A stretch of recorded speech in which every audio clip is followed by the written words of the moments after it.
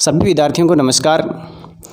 विद्यार्थियों, हम पढ़ रहे थे कक्षा 12 के अंदर राजनीतिक विज्ञान विषय, और राजनीतिक विज्ञान विषय के अंदर जो पहला जो अध्याय था खंड ब का, उसमें हमने विशेषताएं जो हमारे पाठ्य पुस्तक में दे रखी है 20 विशेषताओं को हमने अच्छे से पढ़ा है। और उसके अंदर आपके एक और चैप्टर दे रखा है जिसको हमने विशेषताओं में भी पढ़ा था, प्रस्तावना। प्रस्तावना का यहाँ पर आपके क्या कर रखा है कि अलग से चैप्टर दे रखा है। यानी जब विशेषता पढ़ी तो हमने वहाँ पर एक विशेषता पढ़ी थी प्रस्तावना, प्रियम्बल।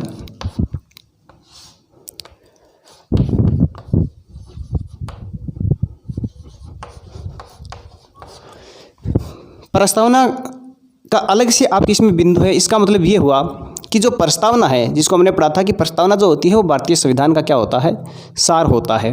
प्रस्तावना में क्या होता है, प्रस्तावना के अंदर हमारे संविधान के जो भी मौलिक जो उद्देश्य होते हैं उनका, और जो भी इनके जो मूल्य होते हैं उन सब मूल्यों का क्या कर रखा है, इसके अंदर वर्णन कर रखा है। तो आज सबसे पहले तो हम देख लेते हैं कि प्रस्तावना। अब देखो, याद करने का तरीका क्या होता है। ज़्यादातर हम क्या करते हैं, जो प्रस्तावना होती है, प्रस्तावना का पूरा जो बिंदु जो लगता है उसको क्या करते हैं, अगर आप एक साथ में अगर ढंग से उनको क्या कर लेते हैं, थोड़े टुकड़ों में बांट कर अगर अच्छे से याद कर लेते हैं, तो यहाँ पर आपकी ये किसी भी प्रकार का अगर प्रश्न बनता है तो उसको आप आसानी से कर सकते हो। और कक्षा 12 के अंदर ही नहीं, विभिन्न जो कंपटीशन एग्ज़ाम होते हैं उसमें भी प्रस्तावना से संबंधित बहुत सारे प्रश्न पूछे जाते हैं। इसलिए हम क्या करते हैं, यहाँ पर प्रस्तावना को पूरी को ही ढंग से क्या कर लेते हैं, पूरी ढंग से पढ़ लेते हैं, उनको टुकड़ों में बांट कर प्रस्तावना क्या है उस पूरी प्रस्तावना को ही हम देख लेते हैं। तो सबसे पहले तो हम पूरी प्रस्तावना ही देख लेते हैं। प्रस्तावना में लिखा हुआ क्या है। प्रस्तावना की अगर बात करें तो उसमें लिखा है, हम भारत के लोग,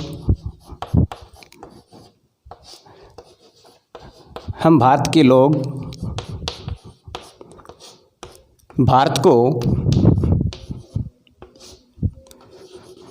को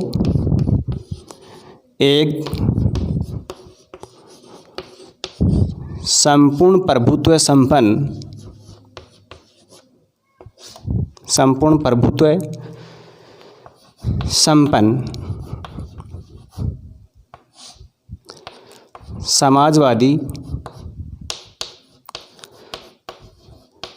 समाजवादी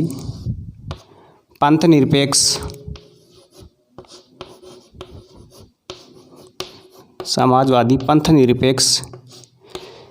अब अगर आप पीछे अगर मूल जो प्रस्तावना देखोगे तो उसमें आपको कुछ शब्द नहीं मिलेंगे, यानी उन शब्दों को मैं यहाँ पर साथ में लिख रहा हूँ, और उसके बाद में हम देखेंगे कि कौन कौन से ऐसे शब्द थे जो मूल प्रस्तावना में नहीं थे और बाद में जोड़े गए थे। लेकिन मैं वर्तमान में जो हमारी पूरी की पूरी जो प्रस्तावना है उनको यहाँ पे लिख रहा हूँ।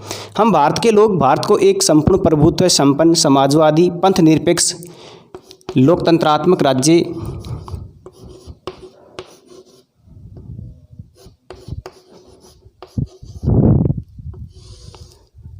लोकतंत्रात्मक गणराज्य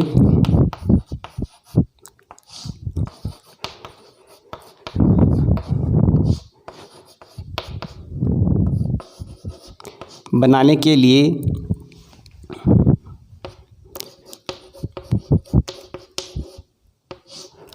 समस्त नागरिकों को लोकतंत्रात्मक गणराज्य बनाने के लिए समस्त नागरिकों को सामाजिक, आर्थिक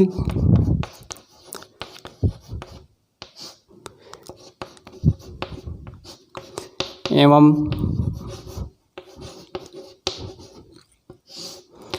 राजनीतिक न्याय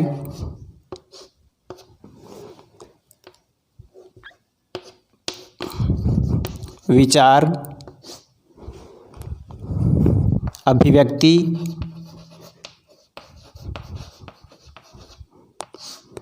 विश्वास,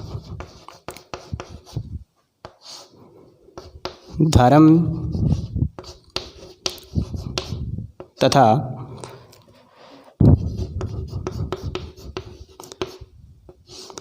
उपासना की स्वतंत्रता उपासना की स्वतंत्रता,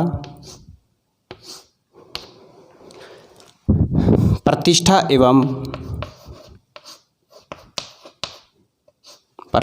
एवं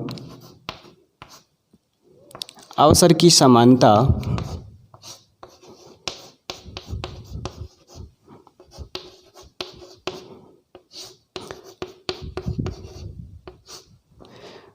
प्राप्त करने के लिए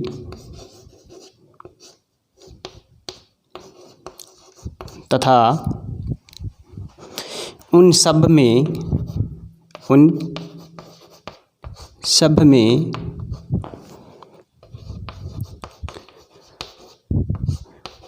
व्यक्ति की गरिमा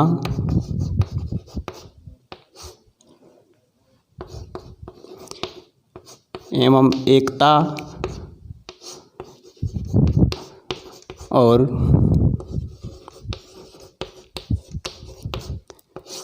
अखंडता को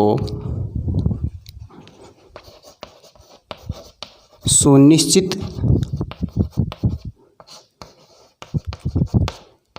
करने वाली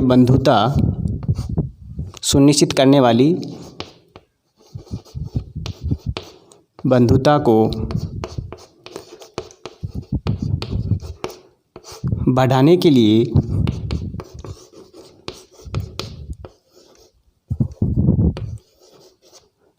दृढ़ संकल्प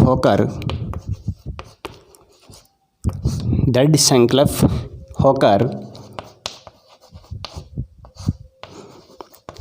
अपनी इस संविधान सभा में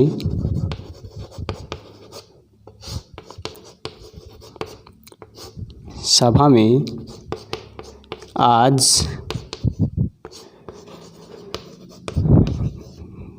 दिनांक या तारीख 26 नवंबर 1949 मिति मार्गशीर्ष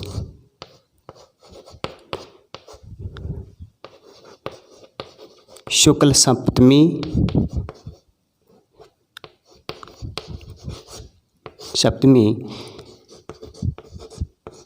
संवत 2006 विक्रमी दिनांक 26 नवंबर 1949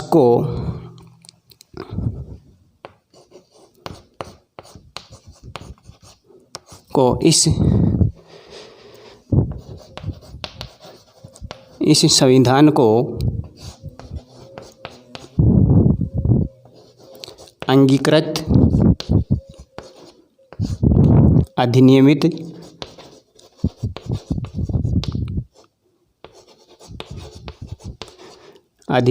एवं आत्मार्पित करते हैं।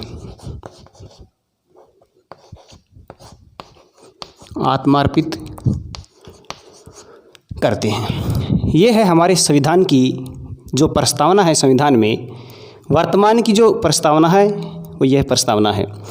अब देखो इस प्रस्तावना की अगर हम बात करें, देखो याद करने में थोड़ी सी क्या है, लगता होगा थोड़ी सी कठिन जरूर होगी, लेकिन अगर आप इनको ढंग से समझोगे और इसकी एक एक बात को अगर आप ढंग से समझोगे तो प्रस्तावना को आप अच्छे से याद भी कर सकते हो। और प्रस्तावना के अंदर बहुत सारे शब्द आपको ऐसे मिलेंगे जिनको हमने भारतीय संविधान की विशेषताओं में क्या किया है, पढ़ा भी है। तो इनके याद करने का तरीका देखो क्या हो सकता है। पूरी प्रस्तावना को आप अच्छे से समझ करके इनके 2 या फिर 3 टुकड़ों में बांटिए। जैसे हम पढ़ेंगे, हम भारत के लोग भारत को एक संपूर्ण प्रभुत्व संपन्न समाजवादी पंथ निरपेक्ष लोकतंत्रात्मक गणराज्य बनाने के लिए, यहाँ तक याद रखो, बनाने के लिए। तो फिर नागरिकों को क्या दी गई है, 3 प्रकार के न्याय की बात की गई है। तो फिर आप आगे लिखोगे समस्त नागरिकों को कौन कौन से न्याय की बात की गई है, सामाजिक आर्थिक और राजनीतिक न्याय की बात की गई है। 5 प्रकार की स्वतंत्रता की बात कर रखी है, जिसमें विचार, अभिव्यक्ति, विश्वास, धर्म और उपासना की स्वतंत्रता की बात कर रखी है। 5 प्रकार की समान स्वतंत्रता की बात हो गई और 2 प्रकार की स्वतंत्रता की बात कर रखी है, प्रतिष्ठा और अवसर की समानता की बात कर रखी है।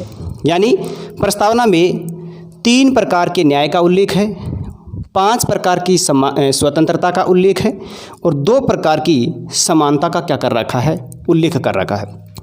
समानता प्राप्त करने के लिए यहाँ तक अलग भाग में याद करो। उसके बाद में देखो उन सब में व्यक्ति की गरिमा और एकता और अखंडता को सुनिश्चित करने वाली बंधुता को बढ़ाने के लिए यानी भाईचारे को बढ़ाने के लिए दृढ़ संकल्प होकर अपनी इस संविधान सभा में आज दिनांक 26 नवंबर 1949 को मिति मार्गशीर्ष शुक्ल सप्तमी संवत 2006 यानी ये जो संवत है और ये जो संवत है विक्रमी संवत जो होती है वो इस संवत से बात करें अंग्रेजी संवत से क्या करती है 57 वर्ष आगे चलती है। तो विक्रमी संवत 2006 हो जाएगी और वैसे 26 नवंबर 1949 को इस संविधान को हम क्या करते हैं, इस संविधान को हम अंगीकृत अधिनियमित एवं आत्मार्पित करते हैं। ये है आपकी प्रस्तावना। अब हमें देखना है कि ये प्रस्तावना जो है, इस प्रस्तावना के अंदर हम देखें तो सबसे पहले तो हमने यही देखा था कि प्रस्तावना हमारे संविधान का क्या था। प्रस्तावना संविधान का सार था। प्रस्तावना में किन का उल्लेख है, तो हमने पढ़ा था प्रस्तावना में किन का उल्लेख है, संविधान के उद्देश्य,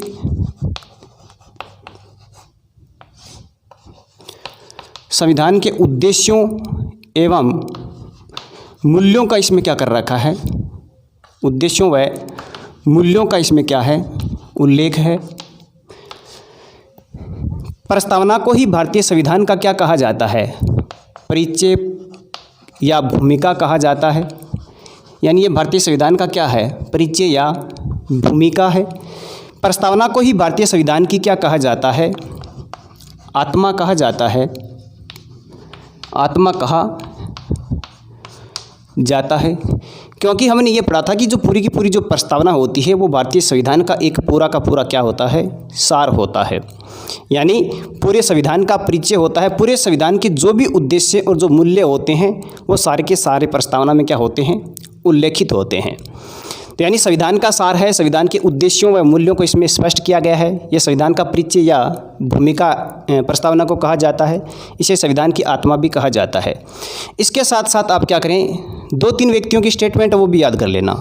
जैसे एक नाम आता है के.एम. मुंशी का, के.एम. मुंशी, और ये आपकी पाठ्य पुस्तक में दे भी रखा है, इसको खास करके ध्यान में रखना। के.एम. मुंशी ने क्या कहा कि प्रस्तावना है वो भारतीय संविधान की क्या है, राजनीतिक कुंडली है, राजनीतिक कुंडली है। इस बात को भी आपको ध्यान में रखना है कि भारतीय संविधान की प्रस्तावना को राजनीतिक कुंडली किसने कहा था, तो वो नाम आता है के.एम. मुंशी का आता है। इसके अलावा एक नाम आता है अर्नेस्ट बारकर का, अर्नेस्ट बारकर।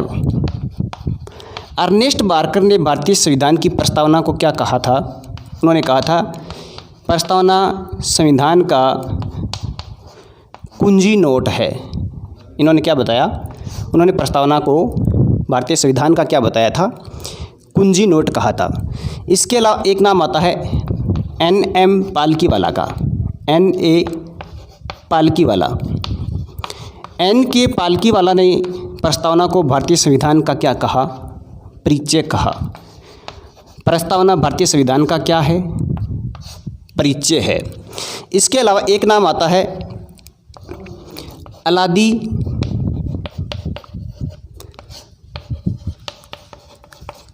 कृष्णस्वामी अय्यर, कृष्णस्वामी अय्यर।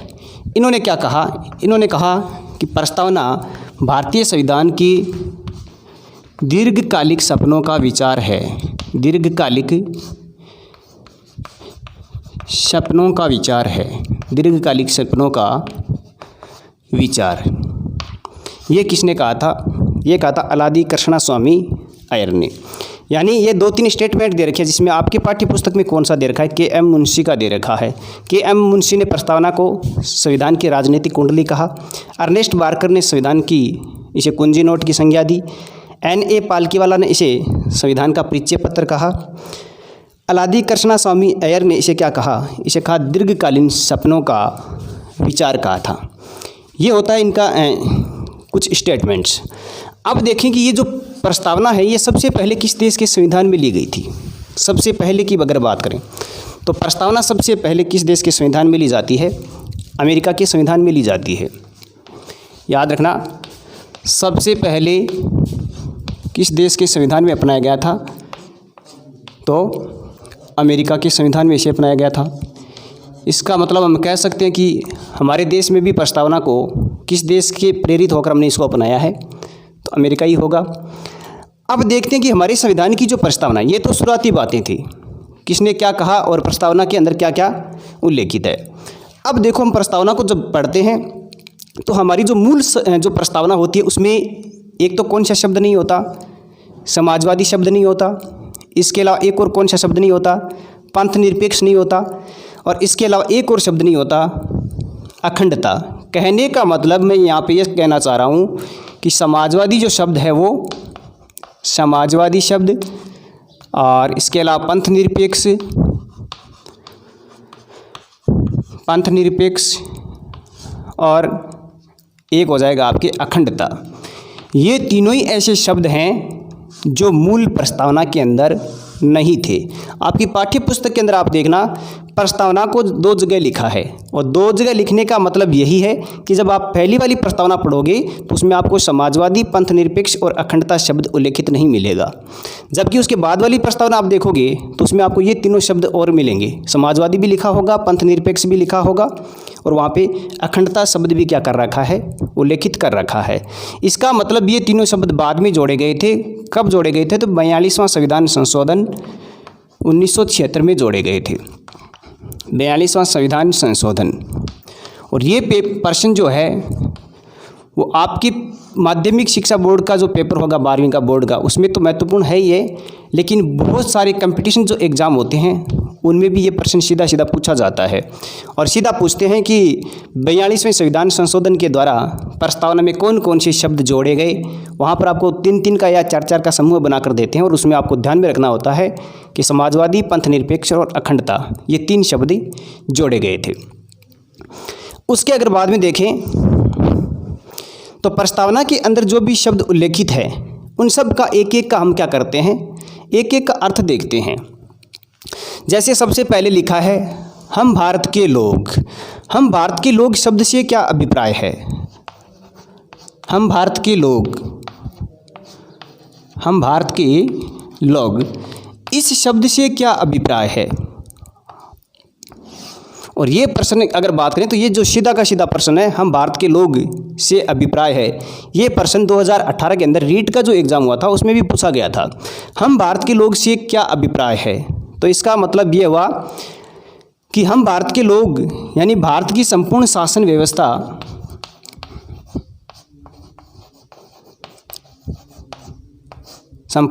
व्यवस्था किसके हाथ में है? जनता के हाथ में है। हम भारत के लोग से अभिप्राय है कि भारत की जो शासन व्यवस्था है संपूर्ण, वो किसके हाथ में है? जनता के। यानी राज्य की संपूर्ण शक्ति जो है वो किसके हाथ में है? जनता के हाथ में है। तो यहाँ पर हम भारत के लोग से अभिप्राय है शासन व्यवस्था की जो संपूर्ण शक्ति है वो किसके हाथ में है? जनता के हाथ में है। दूसरा जो शब्द लिखा हुआ है, एक लाइन लिखी हुई है, भारत को एक संपूर्ण प्रभुत्व संपन्न से क्या अभिप्राय है? और ये लाइन आपके अच्छे से समझ में भी आ गई होगी, क्योंकि इसको हमने कहाँ पढ़ा था? भारतीय संविधान की जब विशेषताएं हम पढ़ रहे थे तो वहाँ पर हमने सबसे पहली जो विशेषता पढ़ी थी वो कौन सी थी? संपूर्ण प्रभुत्व संपन्न। संपूर्ण प्रभुत्व संपन्न, ये हमारी पहली विशेषता थी। अगर आपको याद है तो इसके अंदर हमने क्या पढ़ा था कि हमने ये चीज़ पढ़ी थी कि एक ऐसा देश या ऐसी शासन व्यवस्था जो अपने आंतरिक मामलों में या विदेशी मामलों में स्वतंत्र निर्णय लेने की क्षमता रखती है, ऐसी शासन व्यवस्था क्या कहलाती है? ऐसा शासन क्या कहलाता है? संपूर्ण प्रभुत्व कहलाता है। तो कहने का मतलब ये कह रहा है कि भारत एक संपूर्ण प्रभुत्व संपन्न देश है। इसका मतलब ये हुआ कि भारत अपने आंतरिक और विदेशी मामलों में क्या है, भारत आंतरिक व विदेशी मामलों में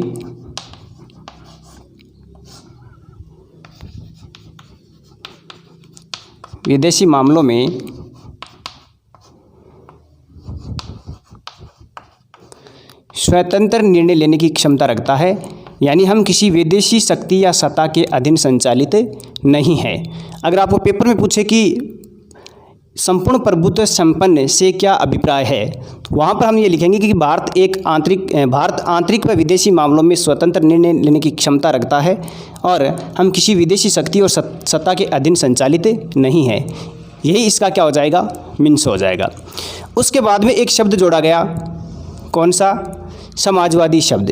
तो समाजवाद से क्या अर्थ होता है, समाजवाद। बाद में जोड़ा गया, ये तो हमने देख लिया कि समाजवाद जो शब्द था वो 42वें संविधान संशोधन 1976 के द्वारा क्या किया गया था, जोड़ा गया था। अगर सीधा पूछे कि समाजवादी शब्द किस संविधान संशोधन के द्वारा जोड़ा गया, तो हम लिखेंगे 42वां संविधान संशोधन 1976। लेकिन समाजवाद से क्या अभिप्राय है, तब हम क्या लिखेंगे, तब हम लिखेंगे कि हमारे देश के अंदर जो जनता है, संपूर्ण जनता कह सकते हैं, या जो भी पिछड़े वर्ग है, उन पिछड़े वर्ग के जीवन स्तर को सुधारने के लिए, आर्थिक विषमता को दूर करने के लिए हमारे यहाँ पर कौन सी अर्थव्यवस्था अपनाई गई है, मिश्रित अर्थव्यवस्था अपनाई गई है। और ये भी शायद हमने बिल्कुल पढ़ा था, विशेषताओं में हमने पढ़ा था समाजवादी राज्य। तो यानी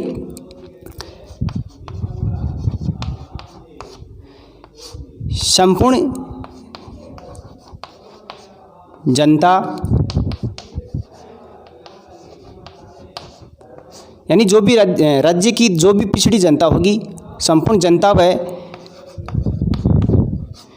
पिछड़े वर्ग के जीवन स्तर को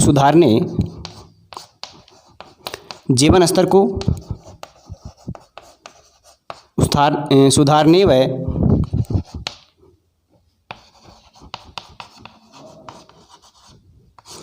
आर्थिक समानता स्थापित करने के लिए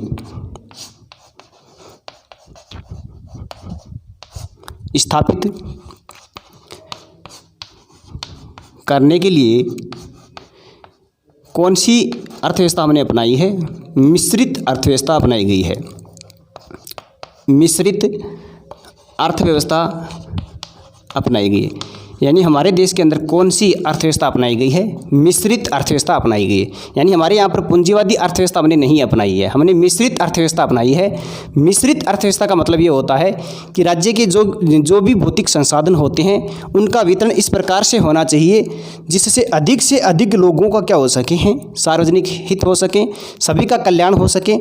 उस व्यवस्था को हमने क्या कर रखा है, अपना रखा है। तो यानी ये हो जाएगा आपका समाजवाद।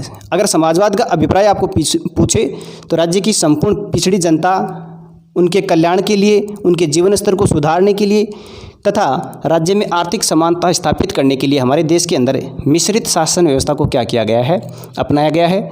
अगर मिश्रित शासन व्यवस्था की बात करें तो मिश्रित शासन व्यवस्था होती है कि राज्य के जो भी भौतिक संसाधन होते हैं उनका वितरण इस प्रकार से किया जाना चाहिए जिससे से अधिक लोगों का सार्वजनिक हित हो सके। ये हो जाएगा आपके समाजवादी शब्द का अर्थ। नेक्स्ट आपकी दे रखा है पंथ निरपेक्ष। पंथ निरपेक्ष, और मैंने पहले भी जिक्र किया था कि ये लगभग सारे कुछ ऐसे शब्द आएंगे जिनको हमने विशेषताओं में क्या कर रखा है, पढ़ रखा है। पंथ निरपेक्ष से क्या अभिप्राय था, तो पंथ निरपेक्ष की अगर बात करें तो भारत एक ऐसा देश है जो किसी भी धर्म को क्या नहीं करता, विशिष्ट धर्म की संज्ञा नहीं देता, या राज्य किसी भी धर्म को अपना धर्म नहीं मानता। कहने का मतलब ये हुआ कि हमारा देश धर्म के मामले में क्या है, तटस्थ है। हमारे देश का संविधान या हमारा देश क्या नहीं करता, ना ही तो किसी देश के क्या है, ना ही तो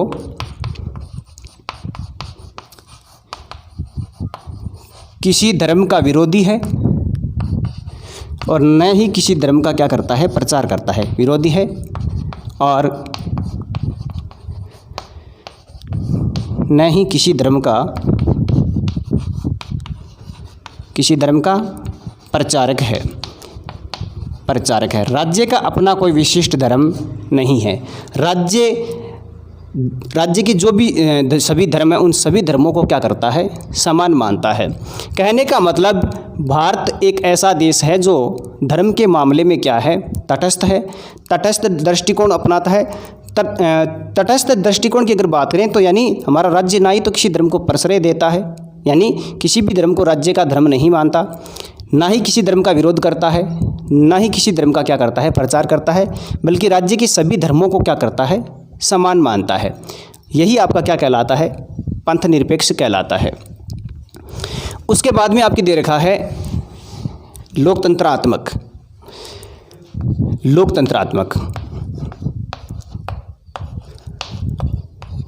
लोकतंत्रात्मक भी हम पिछली विशेषताओं में पढ़ते हैं। लोकतंत्रात्मक शासन व्यवस्था का मतलब क्या होता है, यानी संपूर्ण शक्ति किसके हाथ में होती है, जनता के हाथ में होती है। राज्य की संपूर्ण प्रभुत्व शक्ति जो होती है वो किसके हाथ में होती है, जनता के हाथ में होती है। शासन जो होता है वो किसके प्रति उत्तरदायी होता है, शासन जनता के प्रति क्या होता है, जनता के प्रति उत्तरदायी होता है, जनता के प्रति उत्तरदायी होता है। ये कहलाता है आपका लोकतंत्रात्मक। यानी राज्य की सारी संपूर्ण जो शक्ति होती है वो जनता के हाथ में होती है और शासन व्यवस्था किसके प्रति उत्तरदायी होती है, जनता के प्रति उत्तरदायी होती है। ये लोकतंत्रात्मक का क्या हो जाएगा, अर्थ हो जाएगा। उसके बाद में आपकी दे रखा है गणराज्य। अब देखो गणराज्य का मीन्स क्या होता है।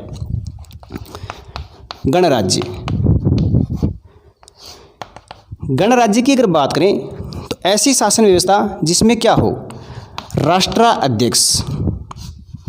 राष्ट्राध्यक्ष या फिर कह सकते हैं राष्ट्र का सर्वोच्च व्यक्ति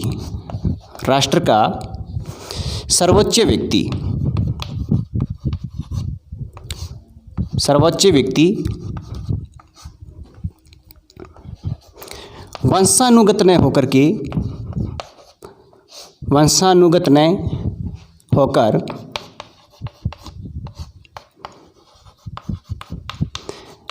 अप्रत्यक्ष रूप से जनता द्वारा क्या होता है, जनता द्वारा निर्वाचित होता है। यानी गणतंत्रात्मक राज्य का मीन्स ये हुआ कि देश का जो प्रमुख व्यक्ति होता है या राष्ट्राध्यक्ष जो होता है वह व्यक्ति क्या नहीं होता, वंशानुगत नहीं होता। वंशानुगत का मतलब कि एक राजा या राष्ट्र का जो प्रमुख होता है उसकी जो संतानें यानी उसका जो वंश क्या करता है, लगातार शासन व्यवस्था को संभालता है। जैसे पहले राजा महाराजा के शासनकाल में हुआ करते थे। राजा के बाद में उसका बड़ा बेटा जो शासक बनता था, उसके बाद में उसका बड़ा बेटा शासक बनता था। तो कहने का मतलब हमारे यहाँ पर क्या नहीं है, ये जो राष्ट्राध्यक्ष होता है वो वंशानुगत नहीं होता। तो फिर क्या होता है, अप्रत्यक्ष रूप से क्या किया जाता है, जनता के द्वारा चुना जाता है। अप्रत्यक्ष का मतलब ये होता है जिसमें जनता सीधे अपने मत का प्रयोग नहीं करती। कहने का मतलब जनता की चुने हुए जो प्रतिनिधि होते हैं वे हमारे राष्ट्राध्यक्ष को क्या करते हैं, चुनते हैं।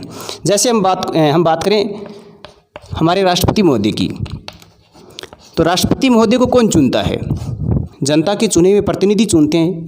इसका मतलब ये हुआ कि राष्ट्रपति का जो निर्वाचन यानी हमारे यहाँ पर राष्ट्राध्यक्ष का जो निर्वाचन होता है वो कैसे होता है, अप्रत्यक्ष रूप से जनता के द्वारा किया जाता है।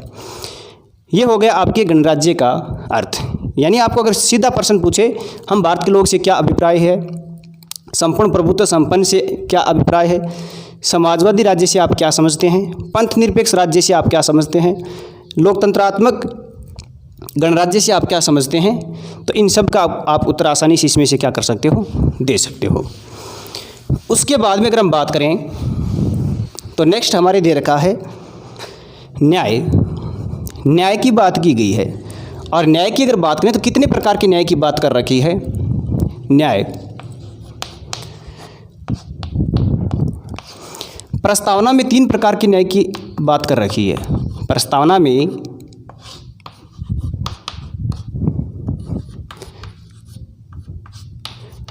3 प्रकार के न्याय का उल्लेख है। 3 प्रकार के न्याय का उल्लेख।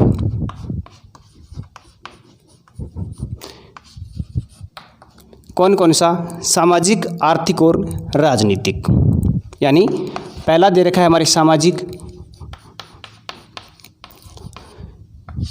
दूसरा दे रखा है आपकी आर्थिक, और तीसरा दे रखा है आपकी राजनीतिक। तो पहला प्रश्न तो यही बन जाता है कि हमारे संविधान की प्रस्तावना में कितने प्रकार के न्याय का उल्लेख किया गया है? तो हम बताएंगे कि 3, सामाजिक, आर्थिक और राजनीतिक। और कंपटीशन में ये प्रश्न किस प्रकार से पूछा जाता है कि भारतीय संविधान की प्रस्तावना में से निम्न में से किस प्रकार के न्याय का उल्लेख नहीं है? वहाँ पर 3 ये ऑप्शन देंगे और कोई चौथा ऑप्शन अलग से दे देंगे, जहाँ पे धार्मिक हो सकता है या फिर कोई सांस्कृतिक हो सकता है। इस प्रकार से भी पूछा जाता है। अब हम देखते हैं कि सामाजिक न्याय कौन सा होता है, आर्थिक न्याय कौन सा होता है और राजनीतिक न्याय कौन सा होता है। सबसे पहले देखते हैं सामाजिक न्याय। सामाजिक न्याय, सामाजिक न्याय हमें अच्छे से पता है और विशेषताओं में भी हमने देखा है। सामाजिक न्याय से अब क्या अभिप्राय होता है? सामाजिक न्याय का मतलब ये होता है कि राज्य के जितने भी समाज हैं उन समाजों में क्या नहीं किया जाएगा? भेदभाव। कहने का मतलब राज्य के जो भी नागरिक होते हैं उसमें धर्म, जाति, लिंग, भाषा, जन्म आदि के आधार पर क्या नहीं किया जाना चाहिए? भेदभाव नहीं किया जाना चाहिए। यही आपका क्या कहलाता है? सामाजिक न्याय कहलाता है। दूसरा हम देखें आर्थिक न्याय क्या होता है।